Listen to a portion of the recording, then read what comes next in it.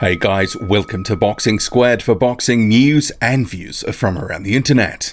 The unbeaten heavyweight contender Jarrell Miller is professing his innocence, issuing a statement saying he is not a drugs cheat and that he has never knowingly taken a banned substance. He says he will be vindicated. This situation all started when results from a March 20 test ahead of his fight with Anthony Joshua on June 1st came up with an adverse finding. Allegedly, he has taken a substance which would have boosted his endurance and also fat-burning capability. So Miller will get to his statements as well as some other developments in this fast-paced moving story which is evolving all the time.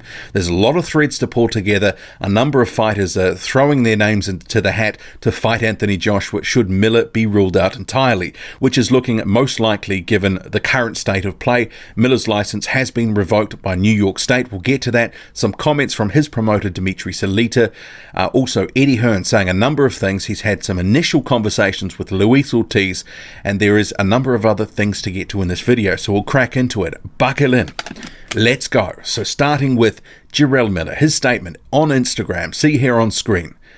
I want to thank all of my supporters who have stood by me since day one, and especially during this extremely difficult time. I have not been tuned into social media and any other media outlets to focus and channel all of my energies into working hard with no distractions. I am absolutely devastated upon hearing the news my boxing license has been revoked in New York State, and I will be vigorously appealing this decision. I have never knowingly taken any banned substance, and when I found out the news last night, I was totally shocked. My team and I stand for integrity, decency and honesty, and together we will stand to fight this with everything we have. This was a voluntary test that I was very happy to do, and these results came just 1 week after another voluntary test that I had taken, which was completely clean. I refuse to just lie down and let my dream be taken away from me when I know in my heart that I've done nothing wrong. 15 years of hard work, I'm warrior. I don't need a banned substance. Remember, don't believe everything you hear and see. The facts will prevail and I shall be vindicated. I don't have anything to hide and the truth will make itself known. Well, this situation with Jarrell Miller, it really does hinge on the B sample here. And regardless of that, it's sort of looking increasingly unlikely that this fight with Joshua is going ahead. But just getting to some of what he was saying in his statement there. These were not really voluntary tests because it's part of his contract for this fight that he has to take the VADA testing. So it's not really like he can just, ignore it. So there's a reason the drug testing is in place. Anthony Joshua has this testing as a measure. He wants his opponents to have rigorous testing ahead of fights. And I guess, many would argue this is the reason why that there is the potential for fighters to have been taking substances. And we don't exactly know if Miller is guilty here because we have to wait for the results of the B sample, but it's not looking good. So he is saying he's never taken a substance, never knowingly taken a banned substance, and shocked, devastated, all the sort of things that you would actually expect him to say. He was never going to come out with a statement saying, yeah, you got me, guys, you got me. So, this is very carefully crafted words here. Miller's obviously had some people helping him position the statement and that they will be fighting this. But this is what you would expect because obviously there's a lot on the line here. And it's not like, you really have any drug cheats sort of just coming out sort of once they've been caught red-handed saying, actually, yeah, I'm guilty. You got me, guys. So understandably, he has to sort of go a certain way and say certain things here. But right now, obviously this hinges on the B sample. He brings up a couple of points there that he had a test a week or so before, whatever the case was there, that it was clean. The test result is showing that something was in his system that wasn't meant to be there. And everything that is in his system is actually on him and his team. You have to be so careful these days, but we're not going to get so much into that side of things in this video because that's probably for another day once Jarrell Miller's B sample comes to light and we know exactly what's happening. But it is looking like Miller will not be fighting Anthony Joshua on June 1st, pending some sort of miracle here. We'll have to see what happens with the B sample, but even then, who knows? He can apply for his boxing license back from New York State. if the results sort of come up his way. It remains to be seen what will happen, but talking to Boxing Scene, a spokesperson for the Department of State of New York informed them that the New York State Athletic Commission has denied Jarrell Miller's professional boxing license application for a violation relating to use of a prohibited substance. So he is in limbo until he gets the results of the B sample. And if we go to Dimitri Salita's promotional company, that's one of Miller's co-promoters, Dimitri Salita, he is saying, we're in the process of obtaining further information about VADA's finding, and we'll have more to say soon on this developing situation. In the meantime, Jarrell continues to train for his June 1 fight against Anthony Joshua.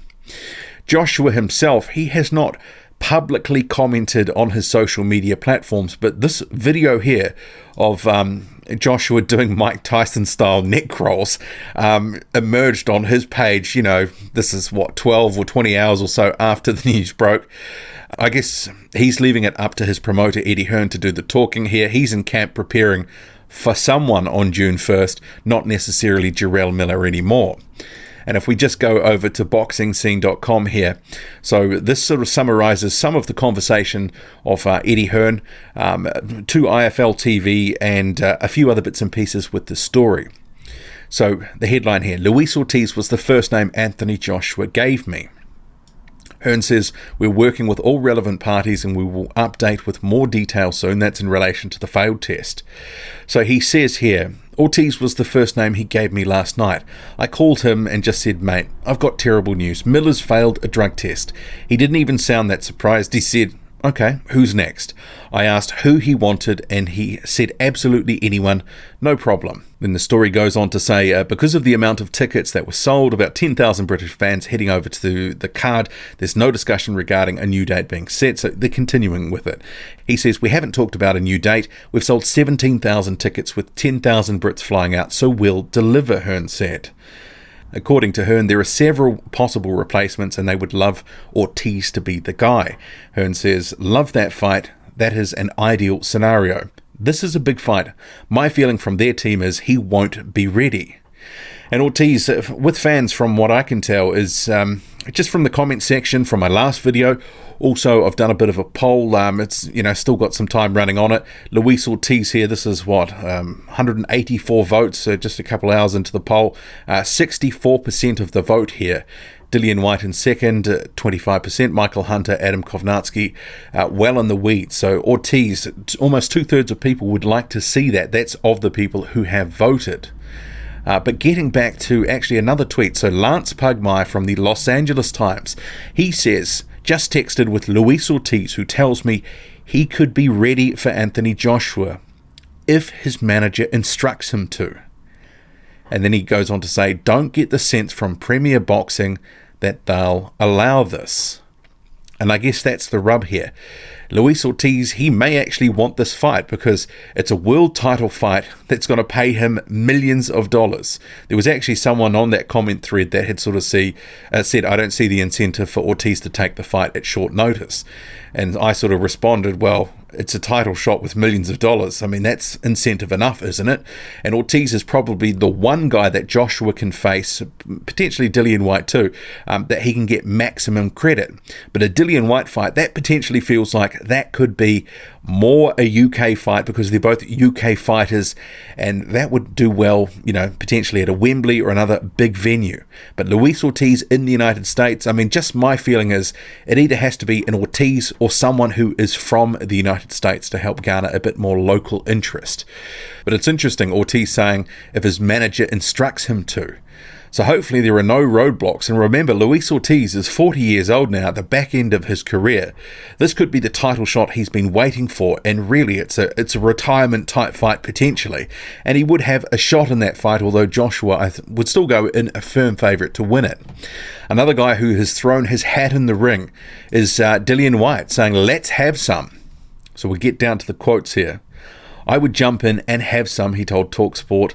I would take the fight with Joshua at the drop of a hat. I would fight him 7 days a week. If they want it, they can have it. Simple as that. I can whip myself into shape for the right opportunity. I can just push for a few weeks and get sparring. When opportunities like these present themselves, you've got to take them.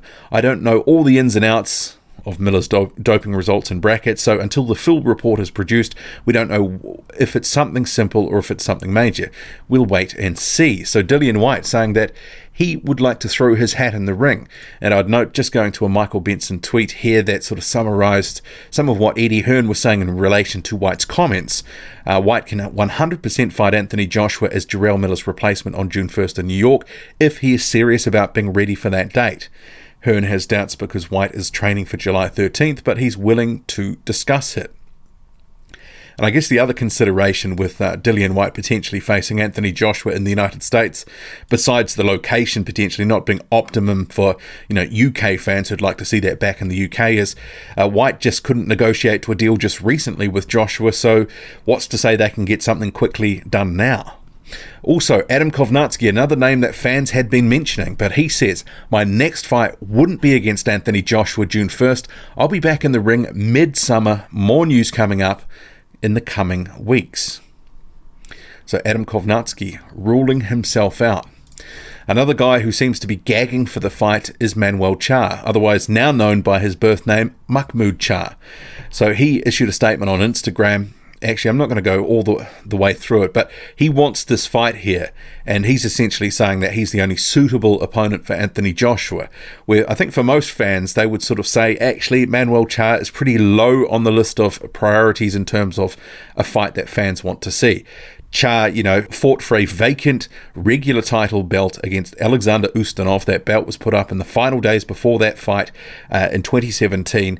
Hasn't fought since. No one really wants to see it, and I didn't actually include him in my poll because I said, does anyone legitimately want to see a Manuel Charr fight?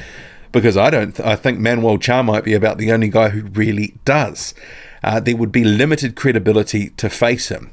I think Charr just needs to fight Trevor Bryan, the interim WBA champion, and, solidify that. I mean, if he can actually beat out some of these guys who've got these other minor belts within the WBA, you might be able to make a case for it. But right now, after being inactive for, 18 months, just can't see it, and no one wants it. But Eddie Hearn had actually said that in the hours after this whole situation broke, he had, I think it was something like 16 fighters approach him with, I would like to fight Joshua. And he said, now we have to see what's real. Are they just saying this? Do they really want it? We have to work through this. And, Joshua obviously has to fight a credible opponent. So one of the guys that potentially might have been among those 16 names is Ivan Daichko. And so some of this here, this leads me to sort of onto this next point, is there's always an opportunity for a situation like this for people to make a bit of capital out of and get their name out there. And I've seen a number of stories with Daichko, because this is a media release that they released about Daichko wanting to face Anthony Joshua. A number of heavyweight fans may not be too familiar with Ivan Daichko, who won bronze at the Rio Games and also bronze at the London Olympics. So he does have a lot of amateur pedigree. He's currently 7-0. He hasn't really had a great pro career or start to his pro career so far, been far too inactive. He's a massive 6'9", but a 7-0 prospect for a fight in New York, it's never going to work. No one really is wanting to see that fight right now. If Daichko was 18-0, 20-0, 23-0, something like that, with a couple of contender level wins, you can make a case for it. And you might notice here, WBA number 15, he's entered those rankings recently, and he hasn't fought since July last year. So it kind of beggars belief that he's actually in the rankings for one, but he needs to get fighting again, and he does have a scheduled fight coming up in May. Well, we'll have to see. He's had a couple of scheduled fights fall over in recent months, but he's obviously fought Anthony Joshua before, and he's making a number of statements. He knows he didn't beat me then, and he still can't beat me. He got a hometown decision and ended up winning my gold medal. So you can kind of see what's happening here. They are really trying to get a bit of publicity out of the situation for Ivan Daichko, grow his profile a bit, and, it's worked. I saw the story on Boxing Scene. I've seen it on other social media platforms. So for a somewhat little-known prospect within the division, he's managed to make a bit of, get a bit of bang for buck from the situation for himself. And before we go here, the jokesters have also been out. So Michael Benson, and I actually went to Wikipedia to check out Jarrell Miller's page after Wikipedia page after having seen this tweet from Michael Benson. Someone had gone in and changed his nickname to Jarrell Big Doping Miller. But when I went back to the Google search, it was now updated to Jarrell King Miller, and then into the page, and neither of Big Doping or King were in there. So some tricksters have been out in force here, but what do you make of the situation? So Miller is saying that he is not a doper. He says he doesn't need a banned substance, has never taken a banned substance, and he will be vindicated. Salita Promotions is saying they will wait and see. Eddie Hearn is saying we're looking at the options now. Miller's license application for a license has been denied in New York, and a slew of fighters have put their hand up to fight Joshua on June 1st. Drop a comment, loud and often. Hit like, hit subscribe, follow me on Twitter, boxing_squared.